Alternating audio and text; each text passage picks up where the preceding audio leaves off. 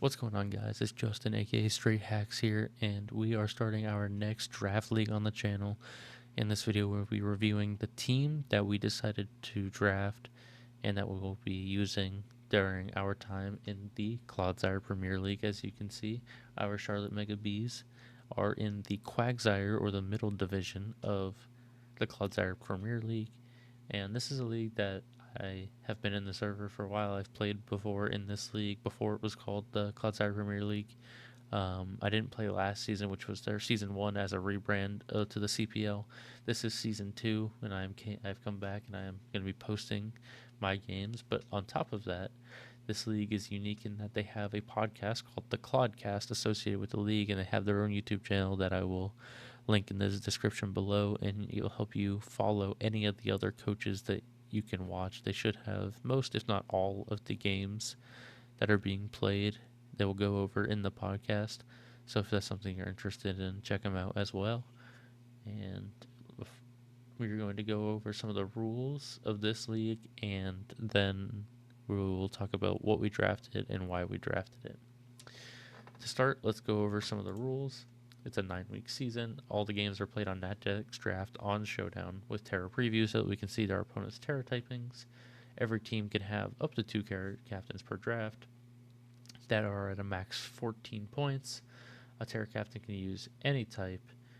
Cut moves are allowed in this, such as Signal Beam and Pursuit and things like that. Moves that are banned are Hidden Power, Shed Tail, Last Respects, and Revival Blessing. There were some complex bans, such as like Aura Break only on Zygarde, no Power Construct, things of that nature. Z moves were banned, unreleased items banned, and unreleased abilities are allowed, however, but also banned are evasion boosting items or abilities and moves that guarantee accuracy drop, like your Bright Powders and stuff like that. But those are just some of the baseline rules, and let's talk about the team that we decided to draft for this season 2 of the CPL. Our first overall pick, we had the 10th pick of 18 coaches. And our first overall pick was Palafin. Palafin is one of the strongest Pokemon in the metagame. 100 HP, 160 attack, still 106 special attack with 97 defense and 87 special defense, and still 100 speed with its 0 to hero ability. It lets it transform into its hero form that you see. A very good mon. Can be used in multiple different ways. Will probably be something I lead with pretty often to get its hero form up, but we'll see if that's going to be something that I do. I have in the past, but sometimes it works out, sometimes it doesn't. So we'll see how that goes. But we will be. We did draft Palafin, I should say, as our first round pick 10 overall, and it was 18 points of our 115 point budget. So, with that being said, let's move on to our next pick, and our round 2 pick was Gliscor. Because we picked Palafin round 1, I wanted to go with something that was a little bit more defensive and can do some other things other than just be a offensive threat, and Gliscor is just that. In NatDex, it has Roost, which makes it much more staying power. Obviously, the poison heal with Toxic Orb, stuff like that. With its 125 defense, but still 75 special defense, 75 HP. So it's very can be very bulky if it needs to be, and it can still hit okay for some okay damage with 95 attack. It's got some good coverage moves, and just very good support moves, stuff like Roost, stuff like the Stealth Rock spikes, Toxic Spikes, all kinds of different stuff. And it's just going to be something that will help us if we decide to lead with Palafin, something we can pivot into and perhaps U-turn out, stuff like that. But overall, just a good bulky mon for our round 2 pick, and it was worth 16 of our remaining points. Our round 3 pick was Terapagos.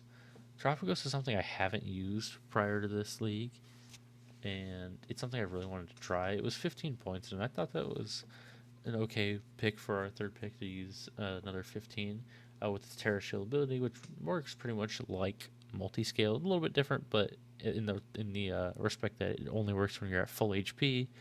In this case, Terra Shell makes the move not very effective unless we're already immune. Like if we try to get hit by a ghost type move.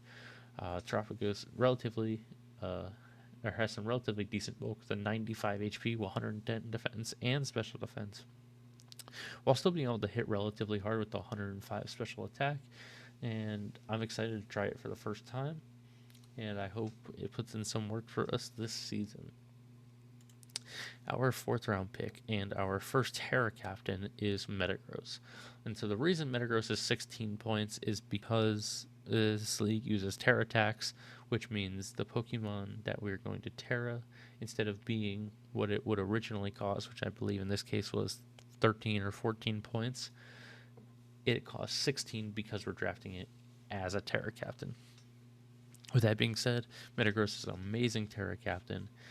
It can be very versatile with bulky with 80 HP, 130 defense, and 90 special defense, or be offensive, 135 attack, still 95 special attack if we really wanted to do that. Just has options and is something that we could rely on as a Terra Captain we could bring almost every week. With its abilities, Clear Body and Light Metal. Clear Body can be useful, Light Metal not very much unless you have, for whatever reason, against like something like a low kick or something, but otherwise it's probably going to be Clear Body more often than not. Our 5th round pick was another 16-point mon, and that was Hydreigon. We had some strong physical attackers, and we had a relatively strong special attacker in Terapagos, but I wanted something that just hit a little bit harder on that special side. And Hydreigon does that, 125 special attack. It's still 105 attack, though. It's still 92 HP, 90 defense, 90 special defense, 98 speed. Very well rounded in general. And Levitate as its ability, obviously, and it helps us obviously not get hit by ground type moves, but just as a team overall helps us to avoid things like spikes and things like that. And our team has some very good hazard control, as you'll see. Obviously, defog on the Hydreigon, Terapagos obviously it's rapid spin, Gliscor gets defog so far, and we have good hazards in general with Terapagos gets Stealth Rocks, Gliscor gets Stealth Rocks, Spikes, and Toxic Spikes. Metagross gets Stealth Rocks, Hydreigon gets Stealth Rocks. We have a lot of options if we want to set hazards, which is something I've lacked in teams I've drafted in the past, and this draft is not lacking those at all. And as you'll see, our next pick also has hazards and spikes, but this Pokemon, Ogerpon Heart's Flame, which was 13 points, is a very strong physical attacker as well, 120 attack, while only having 60 special attack, but 110 speed. It's 80 HP, 84 defense, 96 special defense. Can make it relatively bulky if it needs to be. The Mold Breaker ability, that means the Pokemon's move are not affected by foes' abilities. So, for example, if they had a Flash Fire Pokemon, our Ivy Cudgel would not get absorbed by Flash Fire. And obviously another hazard setter in spikes if we want to go that route with Ogerpon. And just another very strong attacker with its Heart's Flame Mask. Our next pick after Ogerpon was our second Terra Captain in Vikavolt. Vikavolt is a very strong special attacker, and as our second Terra Captain, I think it can put in some big work in any weeks we don't want to Terra Metagross.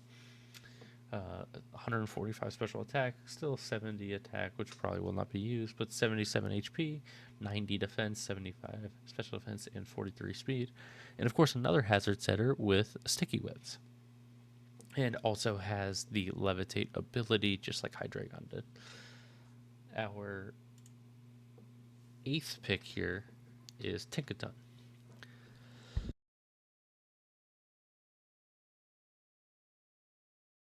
Tinkaton is another versatile mon with 85 HP, 77 defense, 105 special defense, so it can be very bulky if it needs to be. Not that it does, although it doesn't hit very hard, I should say. 75 attack, 70 special attack, nothing super crazy on the offensive side. But it will be a big help in our defensive backbone, and a great typing in Fairy Steel. Obviously, another hazard setter with Stealth Rocks, and some other very good support moves, Fake Out, things like that, Encore. Its abilities can be useful in the right situations, things like Mold Breaker and Pickpocket. Own Tempo I don't see us using very much, if at all, but it just has some good utility and is a good help to our defensive backbone. Wigglytuff can do things like Wish, or even like wish baton pass, things like that. That will be useful to our team in certain situations, and definitely something I could see coming to a game or two if we face a threat that Wigglytuff can handle better than some of our other Pokemon. Otherwise, that's going to be our last member, and that's going to be the team we're going at least starting the season with in the CPL Quagsire Division. Let's hope we have a better season than we've been having in the PAC, and I'm going to try my best, and let's hope we win some games this season. All right. I'll see you guys for week 1 sometime during next week. Please like and subscribe if you haven't already. And don't forget to check out the Clodcast when it comes out. I will link them in the description of probably every video, and you can check them out. They should be about a weekly podcast, like my videos will be weekly with the battles. And yeah, I will see you guys next week for the battle.